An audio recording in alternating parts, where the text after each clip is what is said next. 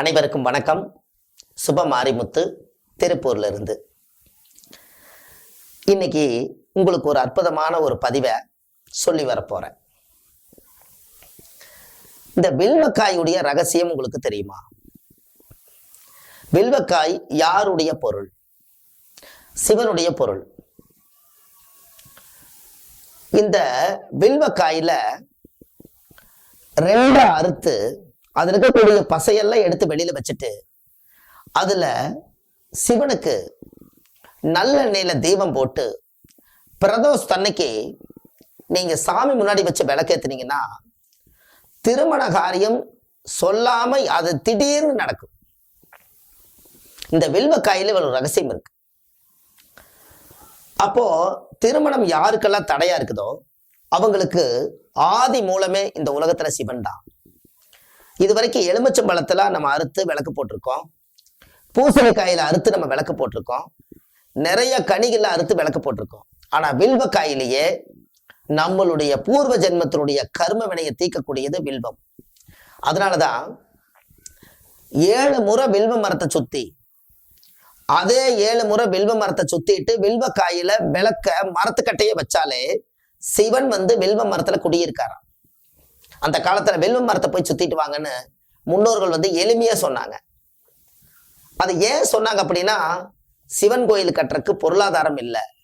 அப்ப சிவனுடைய மூலிகை என்ன? வில்வக்காய், வில்வ மரம், வில்வ செடி, வில்வ தலை, இதெல்லாமே. அதனால உனக்கு பிரதோஷ அன்னைக்கு வில்வ மரத்தை போய் சுத்திட்டு வான்னு பொதுவா சொல்லிட்டாங்க. ஆனா அது சிவன் தான் குடியிருக்கிறாருன்னு அவங்களுக்கு தெரியாது. அப்ப எவ்வளவு ஒரு ரகசியத்தை ரகசியமாவே சொல்லி வச்சுட்டு போயிருக்காங்க பாரு.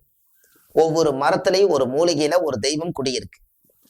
அப்ப இந்த வில்வக்காயிலேயே விளக்கு போடும்போது என்னன்னா, அந்த அந்த சிவனுடைய பவர், அந்த சக்தியாகப்பட்டது யார் அந்த விளக்கை ஏத்துறாங்களோ, என்னுடைய மூலிகையிலேயே விளக்கு ஏத்துறதுக்கு இப்படி ஒரு பிறப்பெடுத்திருக்காங்களே, இவங்களுக்கு என்ன குறை இருக்குதுன்னு சொல்லி படைச்ச கடவுள் சிவபெருமானே ஆசீர்வாதம் பண்ணுவாராம்.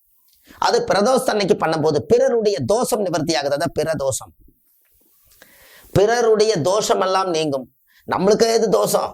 மற்றவங்க அப்பா சம்பாரிச்ச சொத்து நம்மளுக்கு பிள்ளைக்குத்தானே, அப்பாவுடைய பாவம் பிள்ளைக்குத்தானே. இப்ப பிறருடைய தோஷம் தானே நம்மளை தாக்கிட்டு உட்காந்துருக்குது. நம்ம ஒண்ணுமே பிறக்கும் போது குழந்தையத்தான் பிறந்த, எந்த பாவம் நம்ம செய்யல, நமக்கே இந்த தோஷம் வருது. அப்ப பிற தோஷம் ஏன் அந்த காலத்துல வச்சிருக்காங்க? இத மாசத்துல எத்தனையோ முறை எங்க வேணாலும் கோயிலுக்கு போகலாம். ஆனா பிரதோஷ அன்னைக்கு மட்டும் வில்வக்காயில விளக்கேத்தி அவங்க 7 வாரம் மட்டும் சிவனுக்கு பூஜை பண்ணால் 7வது வாரம் உங்களுக்கு கல்யாணம் முடிஞ்சிடும். மாப்பிள்ளை நல்ல செய்தி கிடைச்சிடும். அந்த ஒரு நிச்சயதார்த்தம் நடந்துடும். குயிக்கா பண்றவங்களும் கூட உடனே பண்ணுவாங்க. இது எல்லாமே நீங்க செஞ்சுட்டு வாங்க. வில்வக்காயில் இந்த ரகசியம் இருக்கு. அதே போல உங்களுடைய வீட்டுல வில்வ மரம் தன்னுடைய செடியில இருக்கக்கூடிய தலை, வில்வக்காய மஞ்சள் தேய்ச்சு சிவன் மாதிரியே 3 பொட்டு வச்சு ஒரு மஞ்சள் துணியில கட்டி இந்த வில்வக்காயை நீங்க பூஜை ரூம்ல வைங்க. ஒரு சிறிய மாற்றம் ஒரு 3 நாள்ல நடக்கும். இந்த வில்வக்காயுடைய ரகசியத்துல எத்தனையோ பேர் இந்த வில்வ மரத்தை சுத்தி பலன் அடைஞ்சிருக்காங்க. கண்டிப்பா நீங்களும் இந்த பலன் அடைஞ்சு இந்த வில்வக்காயுடைய ரகசியத்தை உலகத்துக்கு கொண்டு வாங்க. உங்களுக்கு ஒண்ணு தெரியுமா? அந்த காலத்துல சிவன் மேல ரொம்ப பக்தியா இருப்பார் ஒருத்தர். சிவன் மேல தீவிர பக்தியா இருந்தாராம். அப்போ அவருக்கு காசு விளக்கு வாங்குறதுக்கு அன்னைக்கு காசு இல்லை, பொருளாதாரம் இல்லை. கார்த்திகை ஜோதி வந்துருச்சு, விளக்கு வாங்குறதுக்கு அவர் கையில காசு இல்லை.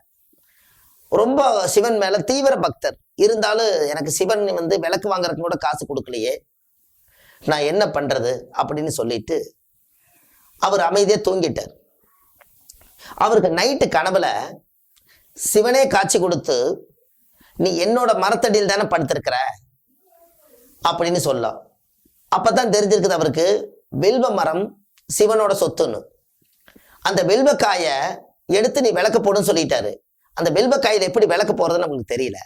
அப்ப கனவுல சொன்னதுக்கு அப்புறம் அந்த வில்வக்காயெல்லாம் போய் ஒரு 10-20 காயை போய் தேடி அந்த தீவிர பக்தர் போய் அந்த வில்வக்காயை உடைச்சு அதுல இருக்கக்கூடியதெல்லாம் எடுத்து அன்னைக்கே கார்த்திகை ஜோதி வில்வக்காயில வீட்டுல விளக்கேத்தி தீய சக்தியை அன்னைக்கே வெளியேற்றிருக்காங்க. இது முன்னோர்கள் அந்த காலத்துல சிவனே ஆசீர்வாதம் செய்து கனவுல வந்து இந்த பரிகாரம் நிஜமாயிருக்கு. அதனால கார்த்திகை ஜோதி அன்னைக்கு பாருங்க, மண் விளக்குல என்னைக்குமே பாரம்பரியமா ஏத்துவாங்க. ஆனா சிவன் பக்தர்கள் எல்லாம் வில்வக்காயில விளக்கேத்துவாங்க. இது ஒரு முறை நீங்க செஞ்சு பாருங்க, சிவன் வீட்டுக்குள்ள குடி வந்த மாதிரி இருக்கும். கண்டிப்பா வில்வக்காயில இந்த விளக்கேத்தி திருமண தடை நீக்கிறதுக்கு அந்த கன்னி பெண்ணு கையில கொடுத்து 7 வாரம் பிரதோஷத்தன்னைக்கு கண்டிப்பா தீபம் போட்டு வர சொல்லுங்க. உங்களுடைய வாழ்க்கை சிறப்பா இருக்கும், கல்யாணம் சீக்கிரமா நடக்கும். அடுத்த பதிவில் உங்களை சந்திக்கிறேன். சுப மாரிமுத்து. நன்றி, வணக்கம்.